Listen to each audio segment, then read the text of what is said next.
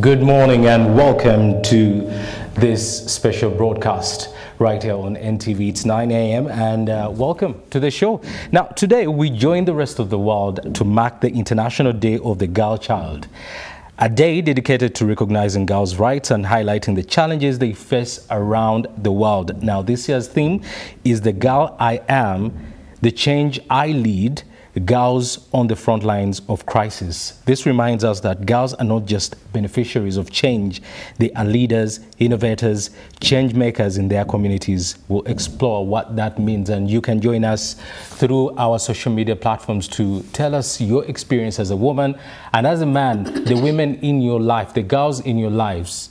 How do you treat them? And in studio, I have very special people joining me onto this conversation. Juliet Barassa, the program manager at the Netherlands National Office. Juliet, welcome to the show. Thank you so much, Idris. And I am happy to join the rest of the world to commemorate this very important day. For now, 14 years. Yes. Globally, it is being celebrated and commemorated, not only by the Girl Child, but all organizations that have the common interests of the girls at heart. Okay.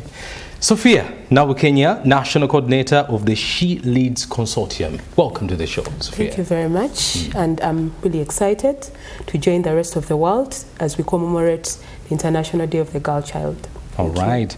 And Farida Nalumansi, a child mother and an advocate, inspiring others through her work with Muwala Asobola. Farida, welcome to the show.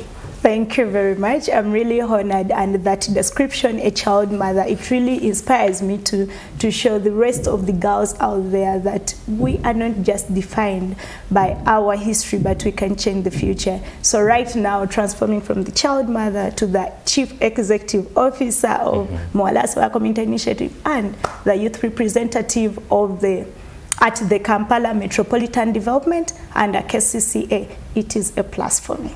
Thank you. And for you who is at home, welcome to the show. Today is the International Day of the Girl Child. We are talking about that and celebrating that. You have to look at yourself, look in the mirror. Either you're a girl or a man or a boy. How do you contribute to the girl in your life? Now go to our social media platforms, that is NTV, and share your experience, share your opinion, and be part of this conversation. But starting off, I want to go to Juliet. Juliet, tell us about the Day of the Girl Child. What is its history and what does that stand for? I know you've mentioned that it's been celebrated now for over 14 years, but give us more of an understanding of what this means for someone who might not have ever heard of this day. Yeah, sure. And it is great to always remind ourselves, because even if someone has heard of it before, so many priorities shape our conversations by and by.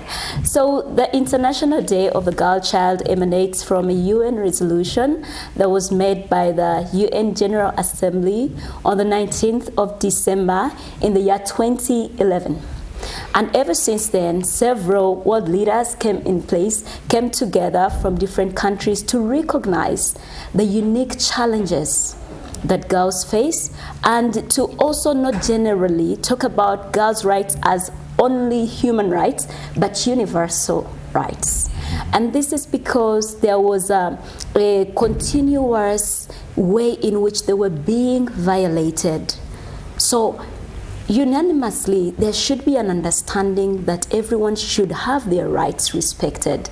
But by and by, in several countries, the leaders kept on seeing that these rights were being violated. And so there are unique challenges that girls face, unlike the boy child. And that is why this day was commemorated, and it was adopted at that resolution 66-170.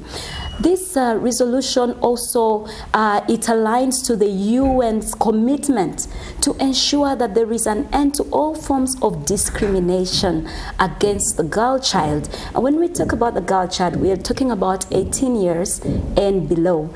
And beyond that, that could be they have transgressed into a woman.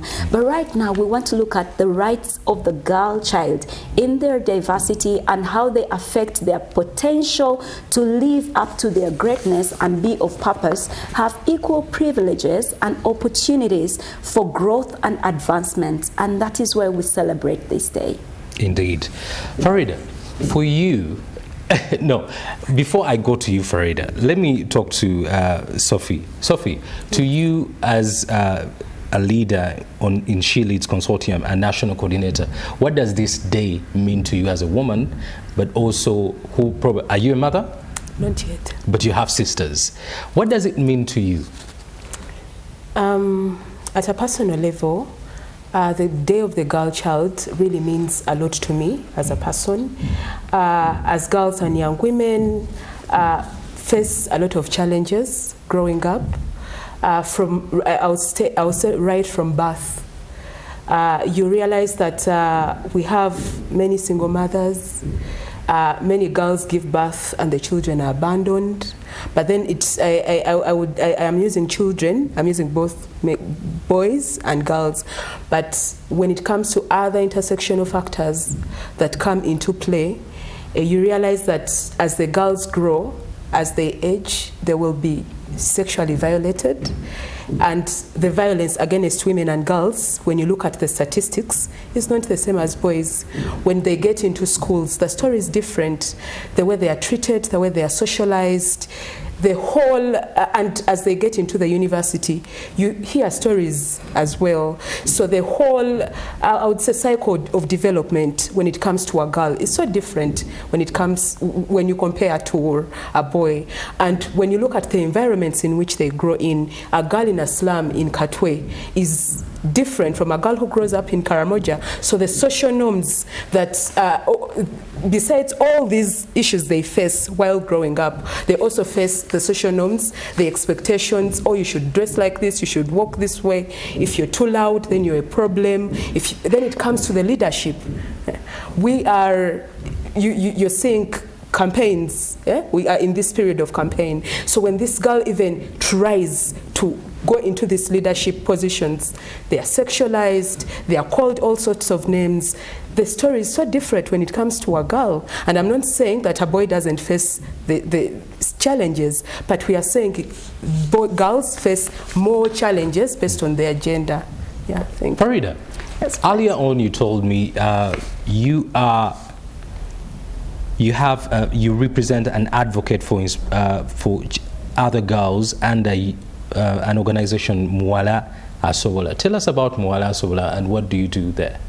Mwala Asobola is a community-based organization based in Bwaisi that was founded by survivors of different forms of violences, and 6 of us, we are 7, but 6 of us are teen mothers, survivors of teenage pregnancy. So growing up as children in the slums of Bwaisi, we witnessed and we experienced a lot of violences in different forms that led us to being teen mothers before the age. And Mwala Asobola, over time, founded in 2019, we've at least tried to put straight to the people the potential of girls, what they can be, and how they can survive if given a second chance. So, and again, I'll ask you the same question I've asked the other ladies. What does this day mean to you and for the girls you represent and the girls you work with in Bwaisi? Yeah, I'll break it just in 4 statements, not so different from Sophie's. Yeah. But that day, first of all, reminds citizens globally that girls matter. Gone are the days when girls have not been given platforms, not considered in anything, not even their developmental programs. They don't matter at all, but this is a day to tell the world and remind them that they really matter once given a chance. And also the day reminds girls of their worth, moving them from the harmful social norms that have been training them to be just inferior, not taking on the spaces, just stealing their potential from them. We are now moving into the world where they know their worth and they can really take on the spaces. Then the day provides girls a platform to continue advocating for their rights. Back in the days, we have been having speakers. I am a speaker for the girls' rights, but this day reminds us that we really can, and we can actually talk for ourselves because we know what affects our lives. So we should be taking a lead on the matters concerning us. And lastly, the day provides girls a platform to hold leaders accountable. Now we know our rights. We are taking on the spaces to claim them. And then these leaders, very many of them actually didn't know that we have a voice and we can. But then through the different mentorship programs, we've really known as girls that we can. And hey, we are holding them accountable, reminding them of the services that we have to get as girls.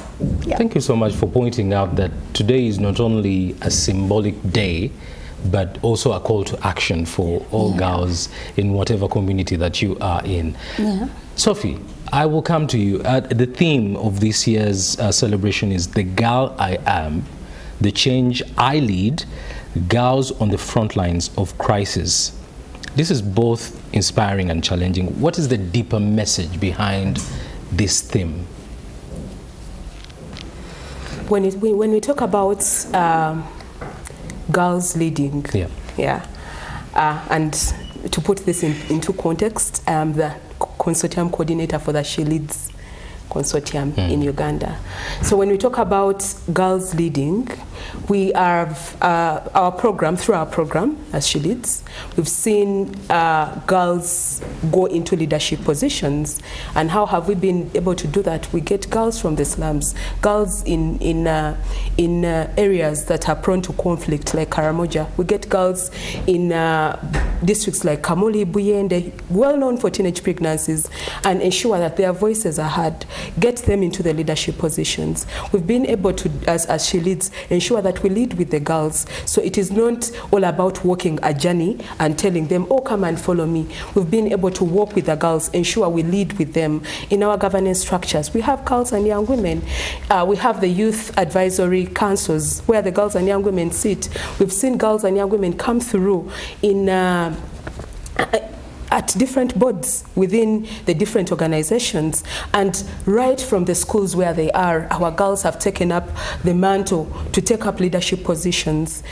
In the universities, we've seen them come up as Gilr presidents because of the work we are doing. But the crisis is what now, when it comes, yes, we are doing this, but there's a crisis, the leadership in crisis. So much as these girls are trying to come up, there are barriers that are preventing them to be able to reach that potential. There's barriers when we, much as we are really advocating to see that girls are out there, but if one in every 4 teenagers is becoming pregnant and already a mother, then when will they reach to Parliament? Because then they will be taking on the care roles, and then before you know it, they are out.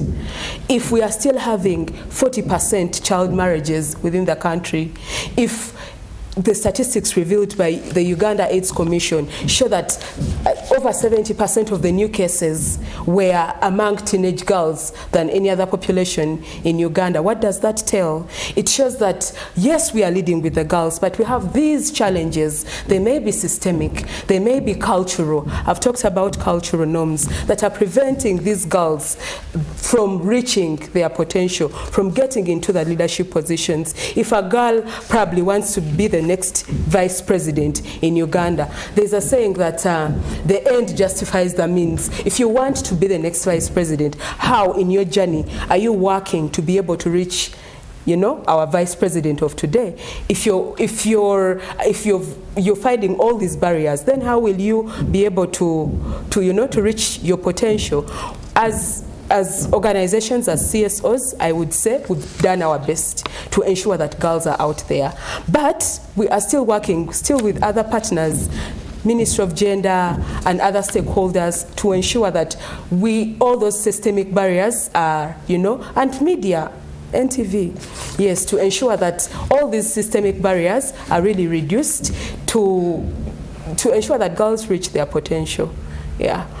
You talk about the media and their contribution, and I guess sometimes we underestimate the power of sensitization. Yeah. I mean, you mentioned it earlier at the beginning, that reminding people every single day, because we forget. We are human beings. And Juliet, I want to bring you into the conversation at this moment.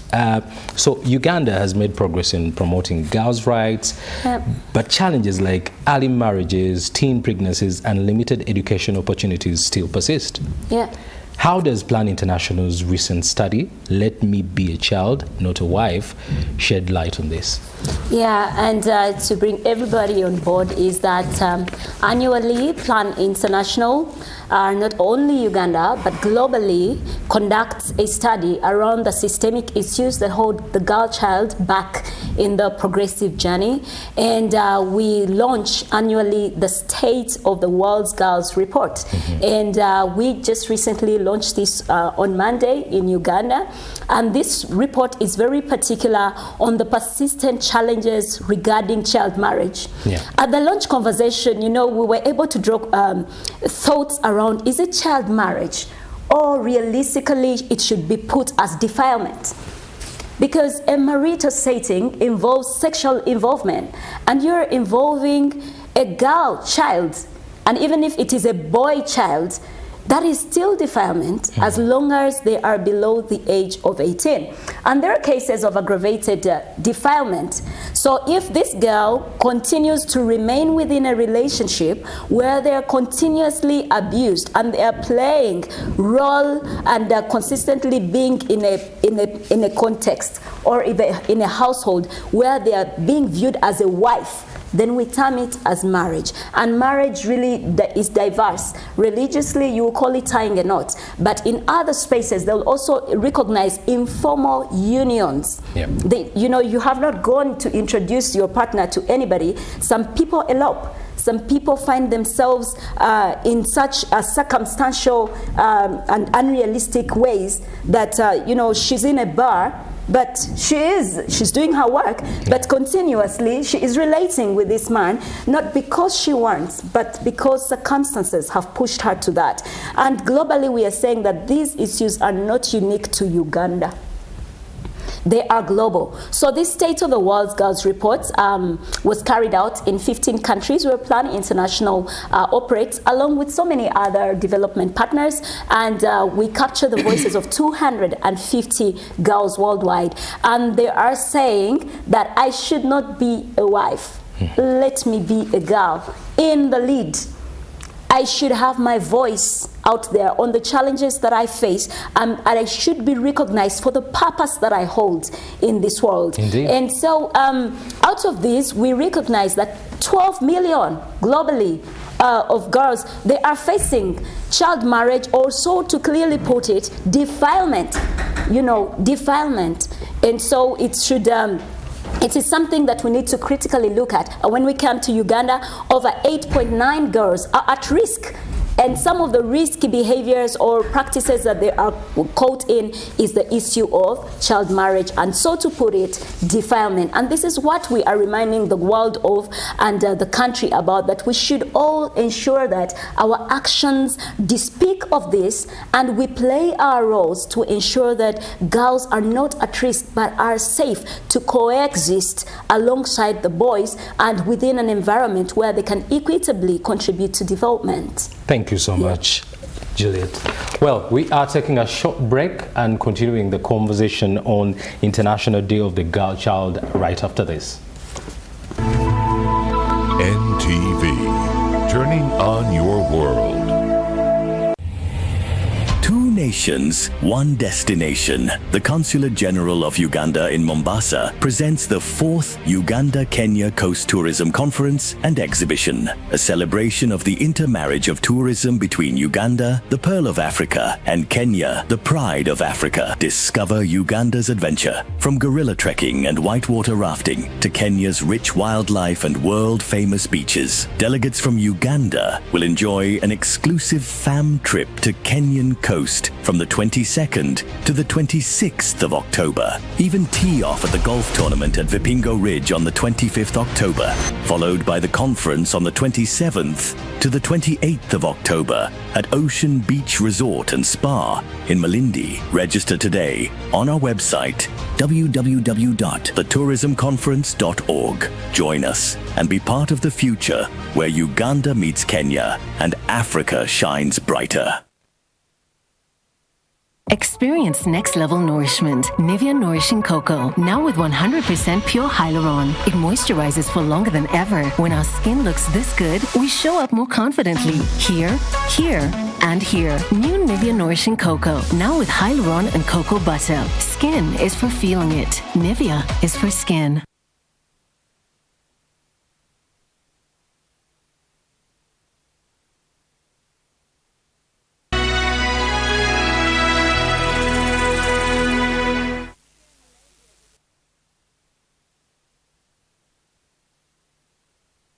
All right, welcome back to our live broadcast on the Girl Child International Day of the Girl Child. We are discussing the issues that affect the girl child here in Uganda, but also in the world. In studio, I have Juliet Barasa, who's a program manager at the Netherlands National Office, Sophia Nawikenya, National Coordinator of the She Leads Consortium, and Farida Nalumansi, a child mother and advocate, inspiring others through her work with Muwala Asobola. Before the break, I was talking to Juliet Barasa about the issues that are facing the girl child internationally, about the report that was made by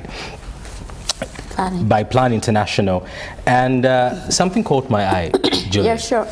A few weeks ago, I think, in either Ethiopia or Somalia, one of the countries in the Great Horn, they had declared a new law of basically demolishing or making it illegal for children to be married at such a young age. But it amazes me that even in 2025, that such things still happen. What does the report have to say about such environments? They probably look at girl-child marriages to be something okay in society.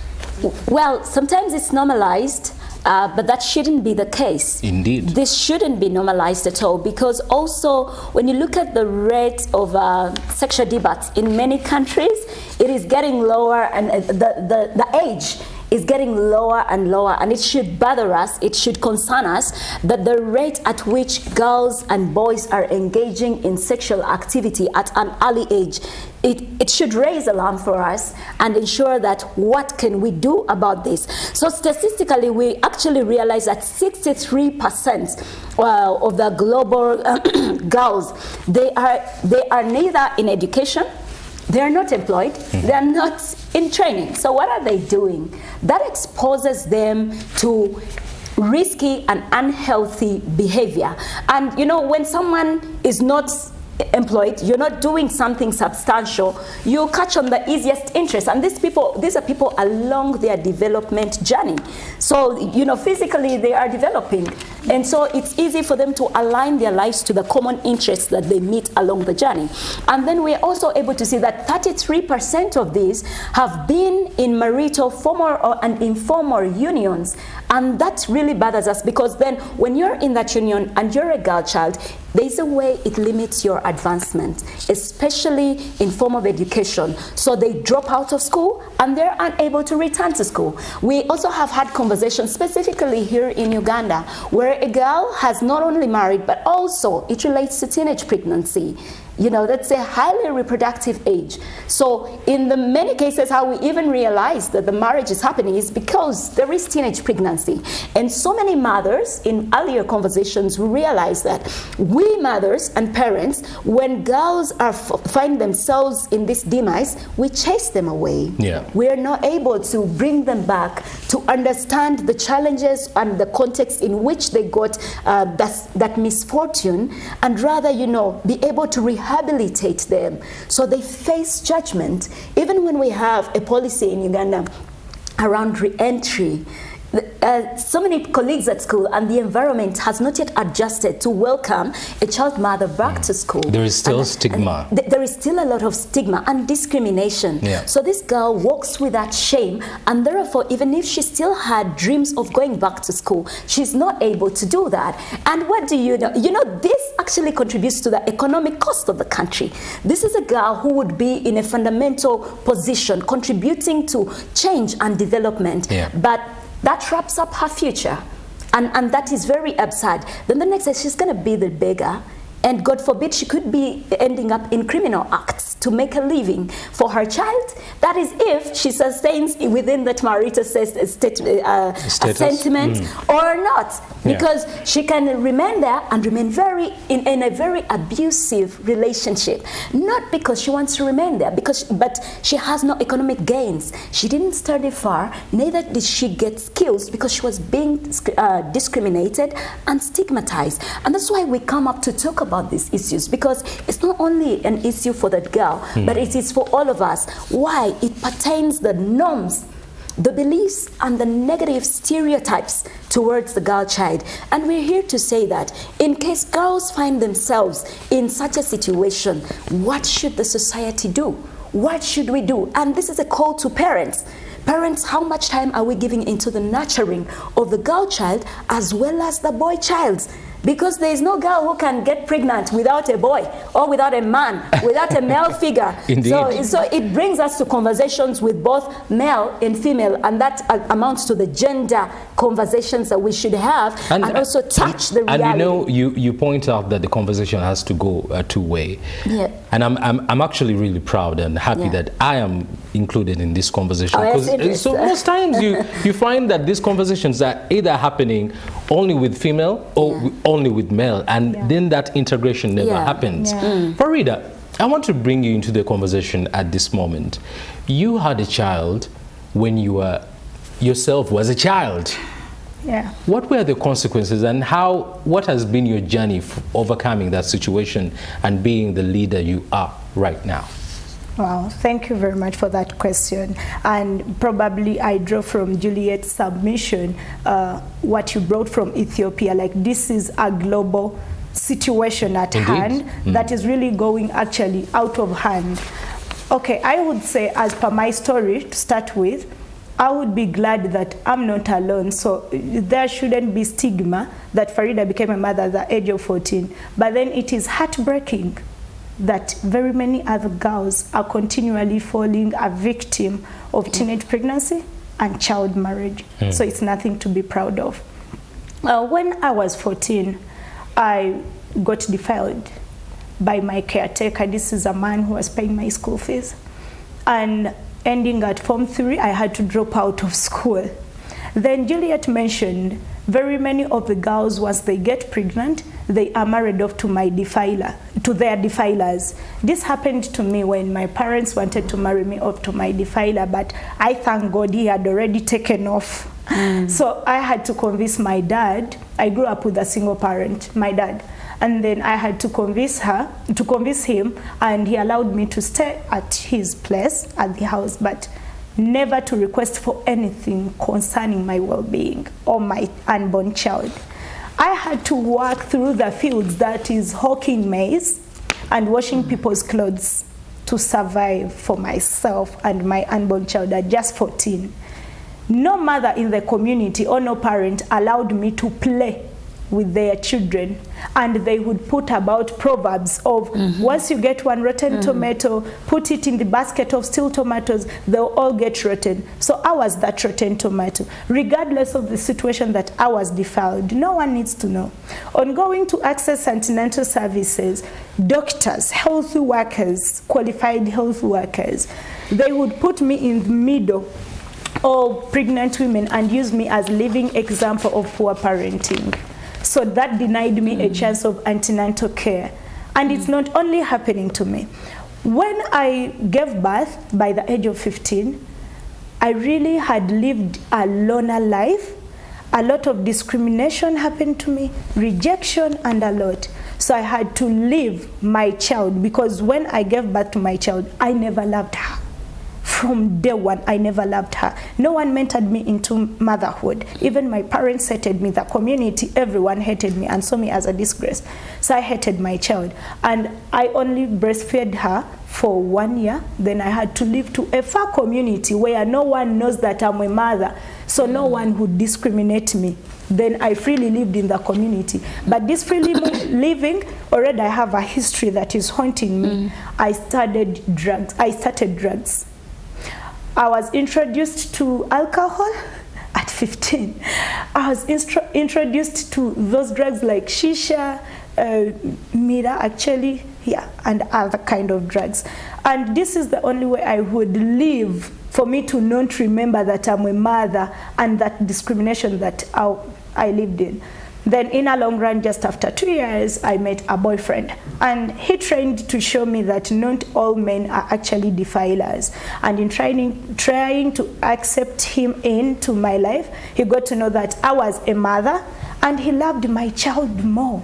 So mothers know what that means. He loved my child more, and he played a father figure role into my child's life. So in no time, I moved in with him, and we were happily living.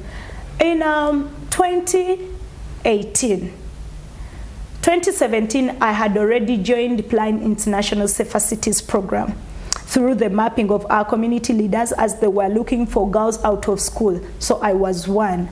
And by 2018, through a series of mentorship, I was selected to represent girls' voices at the UN General Assembly that was in New York. But remember, I had already moved in with my man. So in 2018, it really got tough. He started getting scared. Now this Farida, getting empowered, becoming independent. I'm going to lose a wife. He started being violent. On the day that I had to go to the airport, go to New York, he locked the house actually. I was almost late for airport. He locked me in the house, and we cried just like fools for hours. And I was almost late for the airport. But thank God I made it to the New York. Then on coming back, it was just a week. Then I had to go back to Denmark. And while there, it was on the International Day of a Girl Child, 11th October 2018. I scooped the 2018 Girl Child Award that came along with a whole scholarship, full scholarship, to go back to school, because that was my dream, and I always talked about it, that hey, I was defiled for the urge to complete school. I really I grabbed off the opportunity, and I was very happy to introduce this to my partner, but my partner saw this as a threat. Now talking about the consequences of early marriages, my partner saw this as a problem to come about into our relationship. So 2019, starting school, I really want to recognize, I went back to school at Rubiri SS. I started in Form 2, but already a mother, and we already had a son, so I was already a mother of 2. I went back to school in Form 2. Everyone was like, Farida, you shouldn't. But I was like, no. Like, my history cannot keep on hunting me. I have a dream to catch in the near future. Then starting school, my boyfriend really became very toxic. He would sometimes lock me in the houses to not go to school. He would sometimes drive to the school. Actually, he became a border cyclist just because he wanted to be able to take me to school, pick me up from there, and before you come out at 4:45, he was already at the gate to make sure that you're inside. He would sometimes call in teachers claiming they are my boyfriends at school. So he was very toxic, very obsessed, and a lot happened. So I wouldn't take it anymore, and I decided to leave him actually. I left him and I went back to my father's house. But the toxic manners continued till actually 2022, when I was about to sit for my UCE exams, when I involved the police. They got him off my fence. He was very serious, haunting me. So these consequences are not only affecting us in such a manner, but as I have described, these like they rob off our childhood. Because you cannot play anymore. You cannot continue with school. The school administration already hate us from the day you became a mother. I tried going back to school after giving birth. As she mentioned, right now we have re-entry. In my era, 2014, it was not there. But as I was allowed in school, some schools rejected me, but it's this one school that allowed me in. Remember, I'm a breastfeeding mother. I had a lot of breast milk. I was not allowed to leave school to go and breastfeed my child. And then she was just 3 months old. I wouldn't just leave her. Then a lot happened, and the discrimination at school. Then also, this puts girls at risk of violence, and the consequences affect them mentally. Very many girls hate themselves. Me, I hated myself.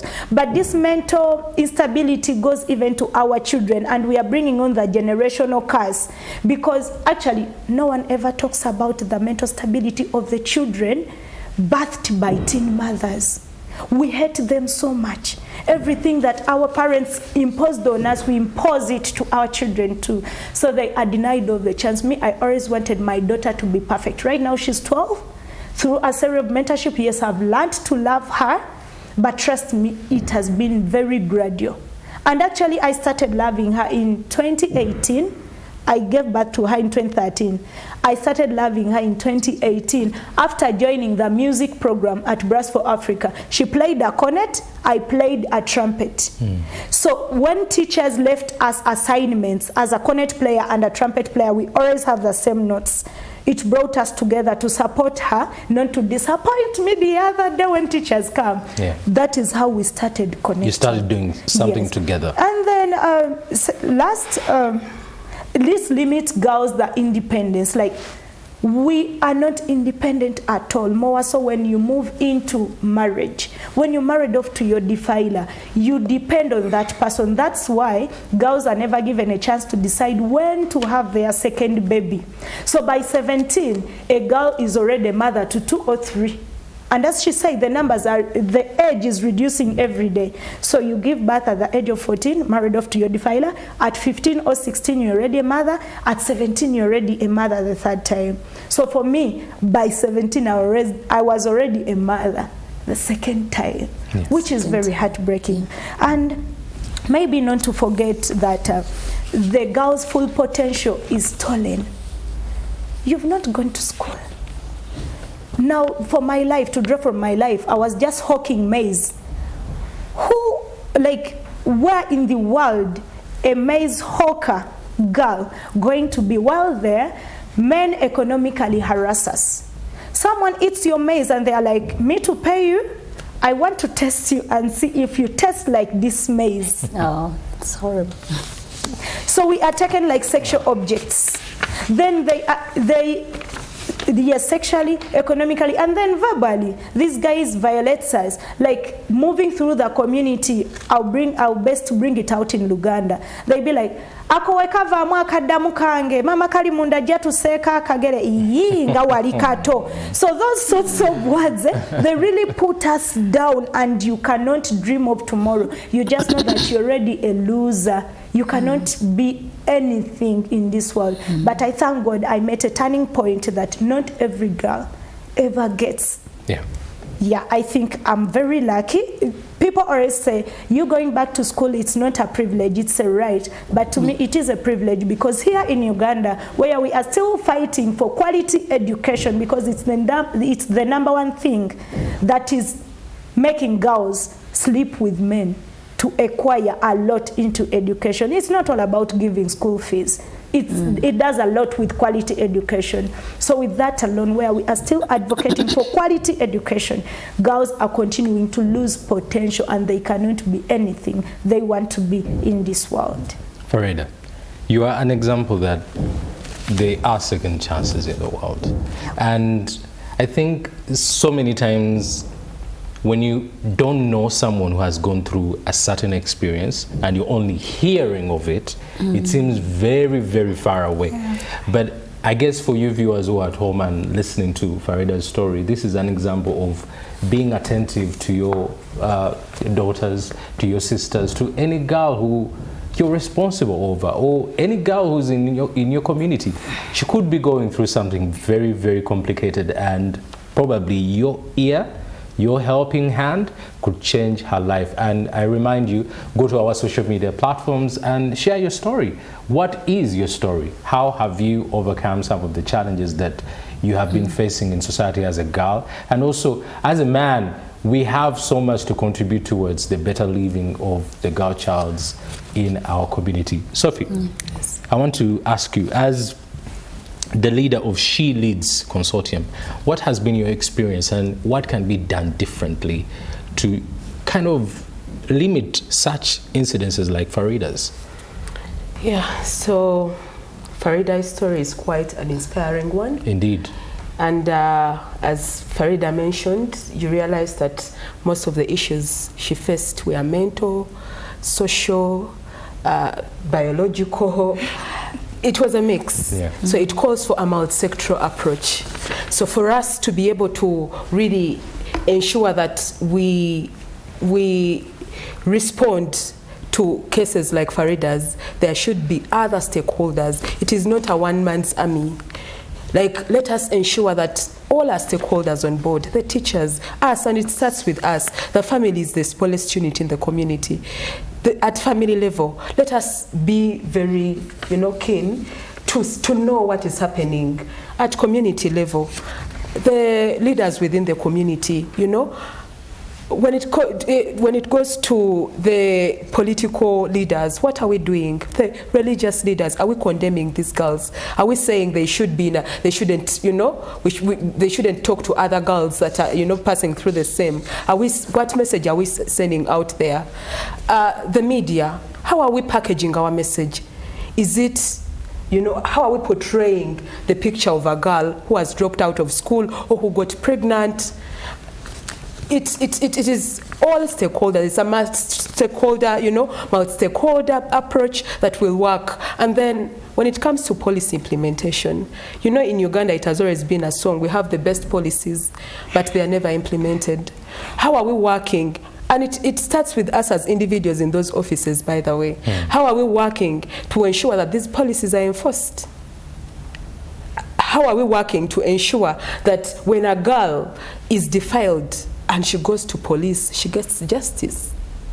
So the policy enforcement starts with us as individuals in those very offices.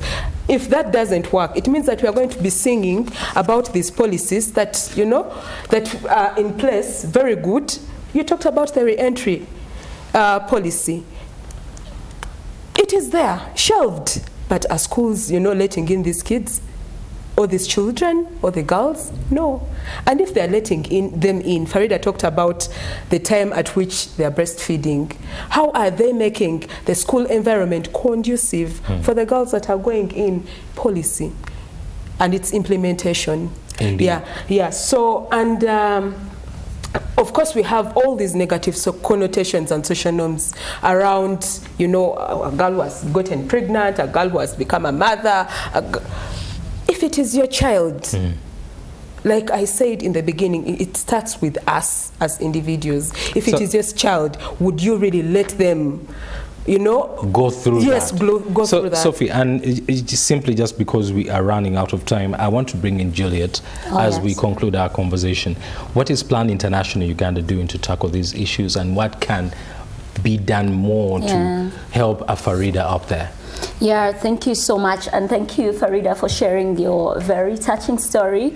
Plan International works through a community-based model, and that is the Champions of Change model that recognizes the interests and the rights of a girl child at the center of all the development programs, because it's different to come up with something that you think works and also relating it to what really are the actual needs of the girl child and what are the challenges that they do face.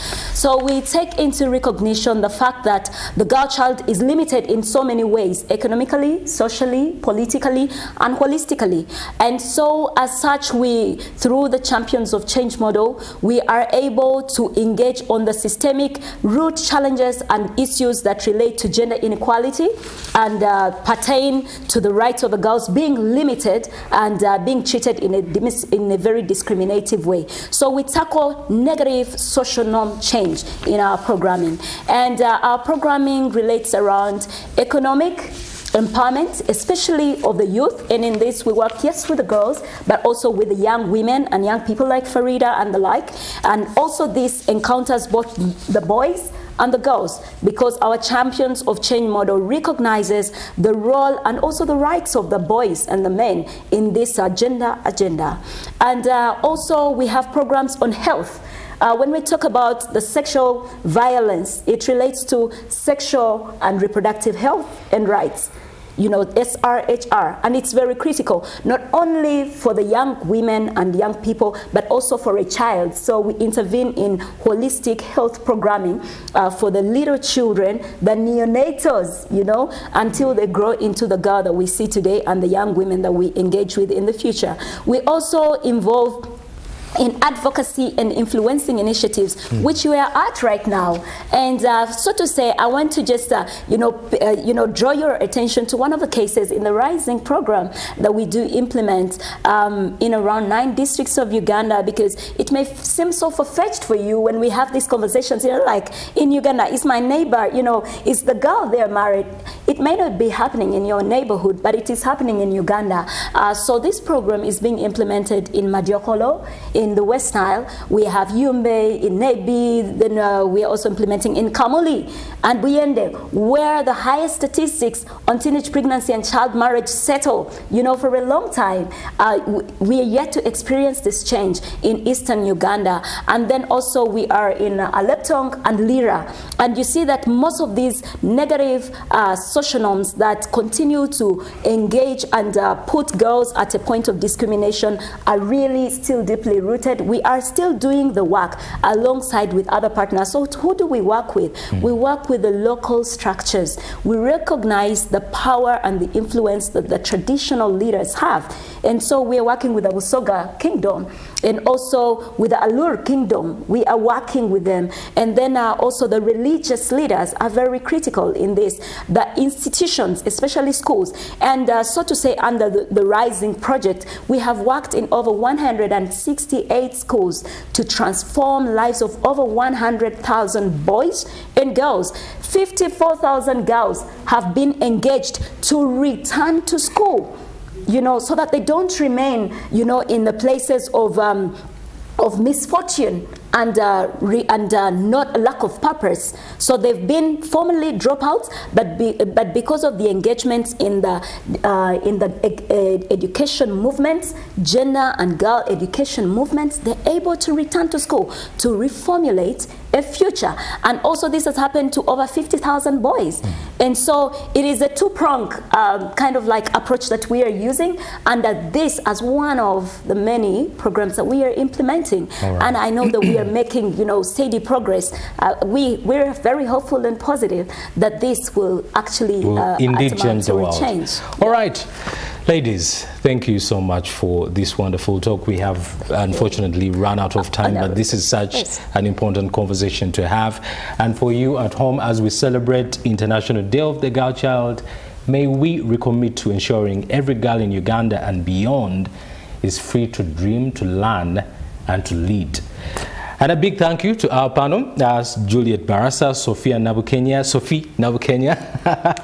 Farida Nalumasi, and to you, our viewers, for tuning in. I'm Idris Matusagawa, and have a good morning. Go to our social media platforms and continue the conversation. Tell us your story, your opinion, and your contribution to society.